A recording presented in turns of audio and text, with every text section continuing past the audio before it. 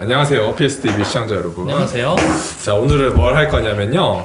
그 이전에 잠깐 얘기가 나왔었는데 켈로이드와 비율성 흉터에 대해서 컨텐츠를 준비하려고 하는데 제가 공부한 지가 되게 오래되기도 했고 그래가지고 제일 최근에 공부하신 저희 김나리 원장님 모시고 하면 좋을 것 같기는 해서 오늘은 이제 켈로이드와 비율성 흉터에 대해서 얘기를 나눠보는 뭐가 다르고 이게 그때 왜 얘기 나왔지? 환자분들이 저 켈로이드예요 라고 얘기를 많이 하죠. 얘기를 많이 하시는데 실제로는 아니다. 그리고 왜 의사들이 아니라고 하는지 맞아요. 그거에 대해서 얘기를 좀 나눠보면 좋을 것 같기는 해서 교과서적으로. 네. 이게 지금 이 표가 우리 성형외과 전문의 시험 볼 때 보는 교과서예요.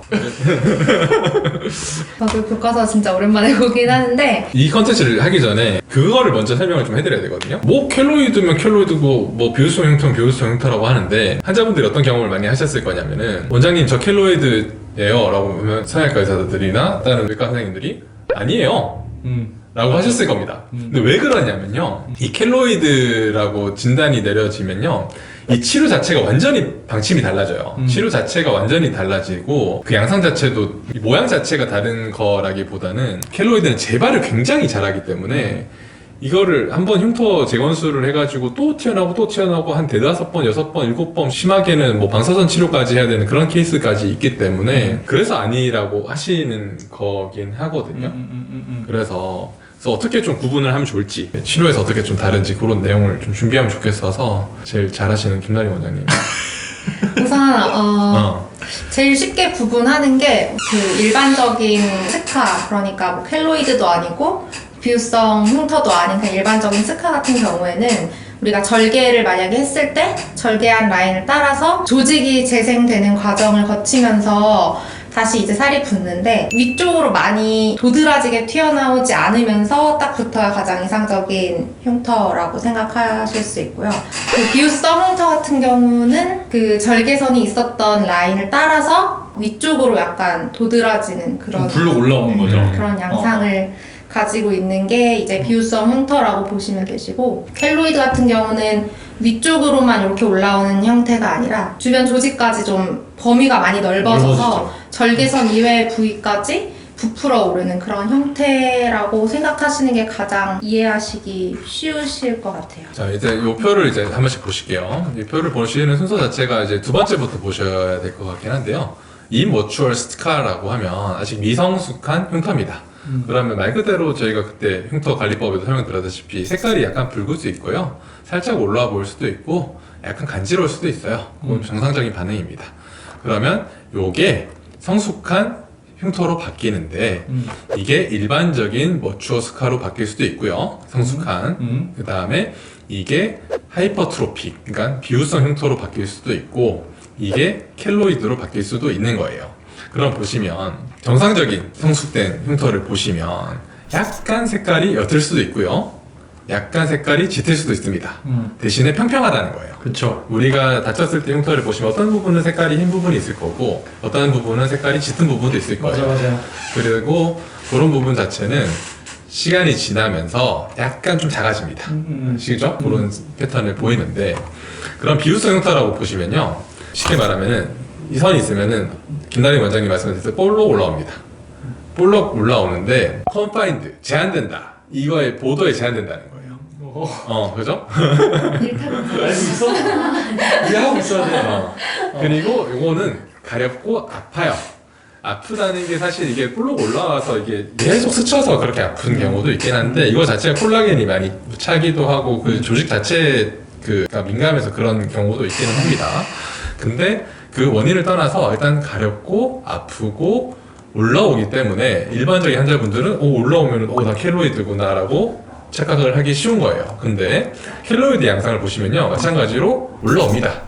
이것도 가려워요. 근데 중요한 건 뭐냐면요, 이거는 일반적인 보더라인을 넘어서서 이렇게 볼록 올라오게 돼요. 그쵸. 무슨 말이냐면 진짜 귀로 보시면요, 우리가 귀 뚫은 분들도 한 번씩 켈로이드가 생기시는데요. 귀 뚫은 분들이 진짜 켈로이드 체질이다 그러면요, 여기에 진짜 심하신 분들은 요만큼의 크게 켈로이드가 생기시기도 하거든요. 사실 상처는 요만한데 이만큼까지 크게 생긴다는 건 말이 안 되잖아요. 그죠? 이게 켈로이드라는 거거든요.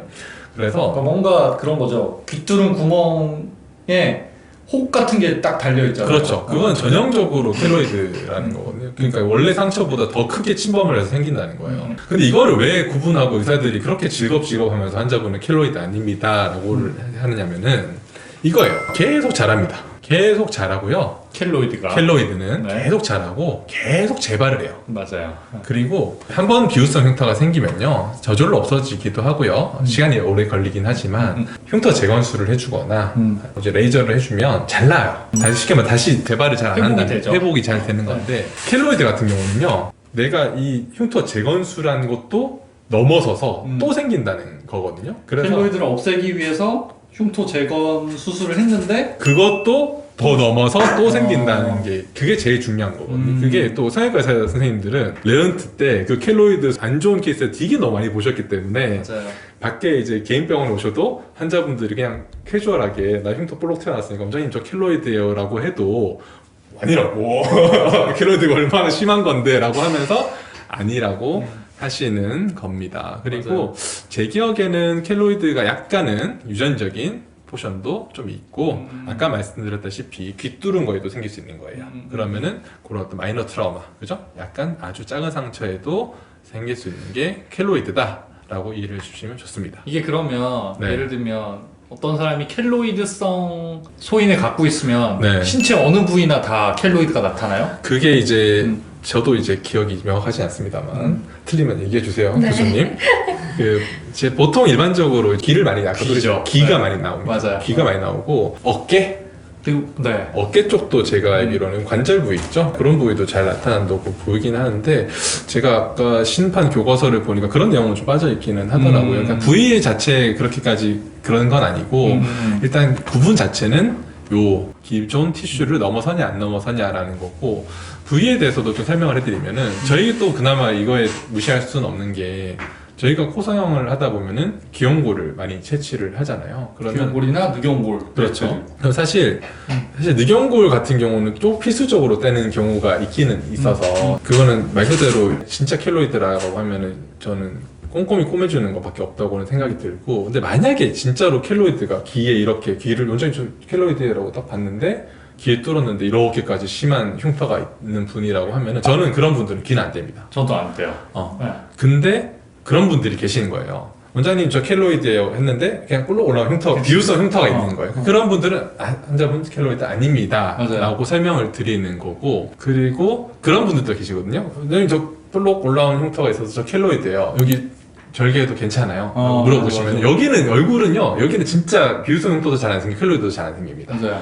그 이유 자체는요 얼굴은 혈류가 굉장히 좋아요. 근데 쉽게 말하면은 임머추어 스카 더 비성숙한 흉터에서 성숙한 흉터로 가는데 그 과정에서 콜라겐이나 그런 게 많이 침착되는 과정에서 유전적인 요인이 많이 발현이 되면 켈로이드 약간 과정 자체가 조금 콜라겐이 많이 침착이 되면 하이퍼트로픽 이게 비유성 흉터로 가는 건데 얼굴은 혈류가 굉장히 좋기 때문에 그런 안 좋은 조직 같은 게 낄 게 많이 없다는 거죠. 그렇기 때문에 일단은 얼굴 여기는 일단 비유성 흉터를 많이 걱정 안 하셔도 되고 귀 같은 경우도 비유성 흉터는 많이 걱정 안 하셔도 되는데 진짜 켈로이드다 그러면 저는 진짜 귀는 안 쓰기는 합니다. 켈로이드 있으신 분들은 귀 뚫었냐고 물어보고 귀를 확인해보고 그것도 좀 좋은 구분 방법이죠. 귀가 괜찮으시면은 뭐 안심을 하는 편이고 아니면은 이제 다른 흉터 부위를 보고 좀 판단을 하기도 하는데 진짜로 귀가 이렇게 켈로이드처럼 부어 있으심에도 코 수술을 해도 여기는 말짱해요. 맞습니다. 아무 문제 맞습니다. 없습니다. 얼굴은 그렇게까지 콜라겐이 침착되는 흉터로 안 남아서요. 그냥 걱정 안 하셔도 되고 이게 이렇게 계속 말씀드린 이유 자체는 그 켈로이드에 대한 접근 온도가 많이 다른 거예요. 일반 환자분들이랑 성형외과 의사들이랑 맞아요. 그게 너무 차이가 나는 것 같아서 이렇게 컨텐츠를 좀 준비를 하긴 해봤거든요. 그래서 우리는 보통 이제 어릴 때 흉터 좀 많이 나오면 너 켈로이드인가 보다 이렇게 그렇죠. 얘기를 하잖아요. 그게 아니라는 거죠. 그래서 좀 병적 상태라고 보셔야 돼요. 켈로이드는. 요거는 여기 교과서에 있는 전체 챕터인데요. 그리고 제 기억에는 유색인종에서 조금 더 그 켈로이드가 좀 발현이 잘 된다고 알고는 있습니다. 보시면은 상처가 어떻게 해서 원래 있었지는 모르지만은 이 보더라인 넘어서는 거예요. 이렇게까지. 이게 전형적인 켈로이드 양상입니다. 이건 좀 되게 엄청 심한 심한 케이스죠. 케이스고 그리고 이게 치료를 보시면 보세요. 하이퍼트로픽 제가 한 건 아니고요. 비유성 흉터의 치료는 보세요. 일반적인 흉터 치료랑 그렇게 다르진 않아요. 실리콘 게이시팅을 하거나 아니면 그 흉터 주사, 흉살 주사라고 하죠. 그런 거를 주사를 하거나 심하면은 뭐 흉터 재건술 아니면은 토피칼 트리트먼트, 연고 같은 걸 바르자. 일반적인 흉터랑 그렇게 다르진 않아요. 보시면은 켈로이드는 어떻게 치료를 해야 되는가라고 하면 온도 자체가 좀 다릅니다. 켈로이드의 치료법. 치료면 보시면은 로도즈 라디오세라피, 방사선 치료. 방사선 치료.